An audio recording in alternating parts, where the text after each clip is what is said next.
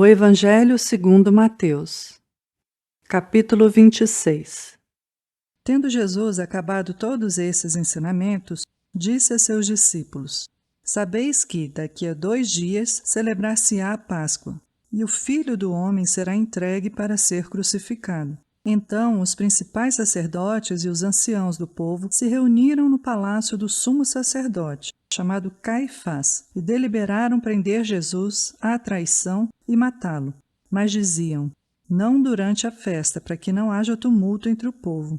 Ora, estando Jesus em Betânia, em casa de Simão, o leproso, aproximou-se dele uma mulher, trazendo um vaso de alabastro cheio de precioso bálsamo, que lhe derramou sobre a cabeça, estando ele à mesa.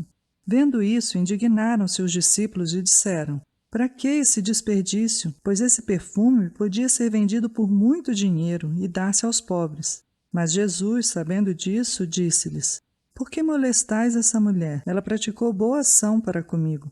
Porque os pobres sempre os tendes convosco, mas a mim nem sempre me tendes. Pois derramando esse perfume sobre o meu corpo, ela o fez para o meu sepultamento. Em verdade vos digo, onde for pregado em todo o mundo esse evangelho, será também contado o que ela fez para memória sua. Então um dos 12, chamado Judas Iscariotes, indo ter com os principais sacerdotes, propôs: que me quereis dar, e eu vou-lhe entregarei. E pagaram-lhe 30 moedas de prata. E desse momento em diante buscava ele uma boa ocasião para o entregar.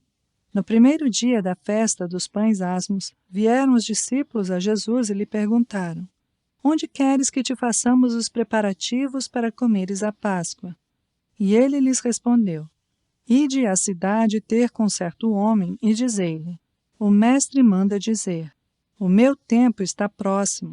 Em tua casa celebrarei a Páscoa com os meus discípulos. E eles fizeram como Jesus lhes ordenara e prepararam a Páscoa. Chegada a tarde, pôs-se ele à mesa com os 12 discípulos. E enquanto comiam, declarou Jesus: em verdade vos digo que um dentre vós me trairá. E eles, muitíssimo contristados, começaram um por um a perguntar-lhe: porventura sou eu, Senhor? E ele respondeu: o que mete comigo a mão no prato, esse me trairá. O Filho do Homem vai como está escrito a seu respeito, mas ai daquele por intermédio de quem o Filho do Homem está sendo traído. Melhor lhe fora não haver nascido. Então Judas, que o traía, perguntou: acaso sou eu, mestre? Respondeu-lhe Jesus: tu o disseste. Enquanto comiam, tomou Jesus um pão e, abençoando-o, partiu e o deu aos discípulos, dizendo: tomai, comei, isso é o meu corpo. A seguir tomou um cálice e, tendo dado graças, o deu aos discípulos, dizendo: bebei dele todos, porque isso é o meu sangue, o sangue da nova aliança, derramado em favor de muitos para a remissão de pecados. E digo-vos que desta hora em diante não beberei desse fruto da videira, até aquele dia em que o hei de beber novo convosco no reino de meu Pai. Tendo cantado um hino, saíram para o Monte das Oliveiras. Então Jesus lhes disse: esta noite todos vós vos escandalizareis comigo, porque está escrito: ferirei o pastor e as ovelhas do rebanho ficarão dispersas. Mas, depois da minha ressurreição, irei adiante de vós para a Galiléia. Disse-lhe Pedro: ainda que venhas a ser um tropeço para todos, nunca o serás para mim. Replicou-lhe Jesus: em verdade te digo que, nesta mesma noite, antes que o galo cante, tu me negarás 3 vezes. Disse-lhe Pedro: ainda que me seja necessário morrer contigo, de nenhum modo te negarei. E todos os discípulos disseram o mesmo. Em seguida, foi Jesus com eles a um lugar chamado Getsêmani, e disse a seus discípulos: assentai-vos aqui enquanto eu vou ali orar. E levando consigo a Pedro e aos 2 filhos de Zebedeu, começou a entristecer-se e a angustiar-se. Então lhes disse: a minha alma está profundamente triste até a morte. Ficai aqui e vigiai comigo.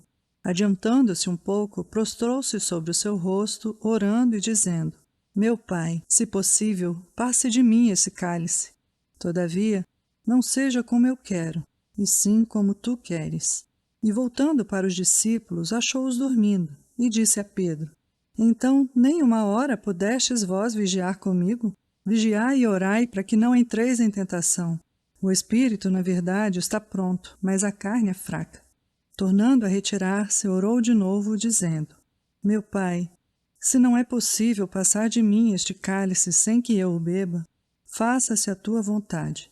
E voltando, achou-os outra vez dormindo, porque os seus olhos estavam pesados. Deixando-os novamente, foi orar pela terceira vez, repetindo as mesmas palavras.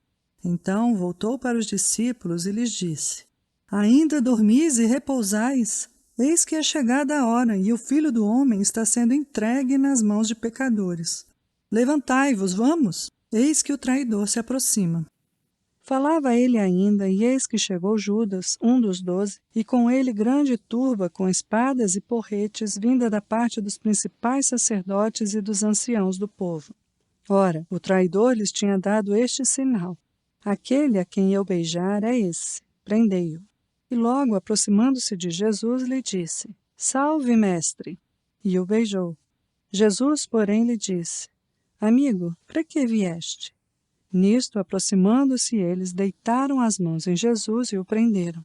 E eis que um dos que estavam com Jesus, estendendo a mão, sacou da espada e, golpeando o servo do sumo sacerdote, cortou-lhe a orelha. Então Jesus lhe disse: Embainha a tua espada, pois todos os que lançam mão da espada, a espada perecerão. Acaso pensas que não posso rogar a meu Pai, e ele me mandaria neste momento mais de 12 legiões de anjos? Como, pois, se cumpririam as Escrituras segundo as quais assim deve suceder? Naquele momento, disse Jesus às multidões: Saístes com espadas e porretes para prender-me como a um salteador? Todos os dias no templo eu me assentava convosco ensinando e não me prendestes. Tudo isso, porém, aconteceu para que se cumprissem as Escrituras dos profetas. Então os discípulos todos, deixando-o, fugiram. E os que prenderam Jesus o levaram à casa de Caifás, o sumo sacerdote, onde se haviam reunido os escribas e os anciãos. Mas Pedro seguia de longe até ao pátio do sumo sacerdote, e, tendo entrado, assentou-se entre os serventuários para ver o fim. Ora, os principais sacerdotes e todo o sinédrio procuravam algum testemunho falso contra Jesus, a fim de o condenarem à morte. E não acharam, apesar de se terem apresentado muitas testemunhas falsas.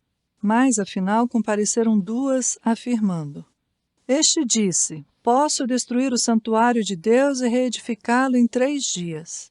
E, levantando-se o sumo sacerdote, perguntou a Jesus: Nada respondes aos que estes depõem contra ti? Jesus, porém, guardou silêncio.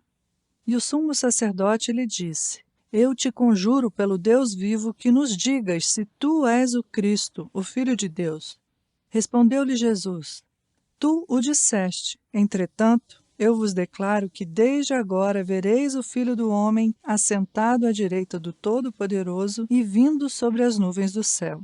Então o sumo sacerdote rasgou as suas vestes, dizendo: Blasfemou!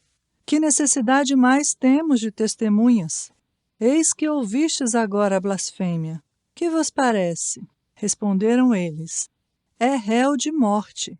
Então uns cuspiram-lhe no rosto e lhe davam murros, e outros o esbofeteavam, dizendo: Profetiza-nos, ó Cristo, quem é que te bateu?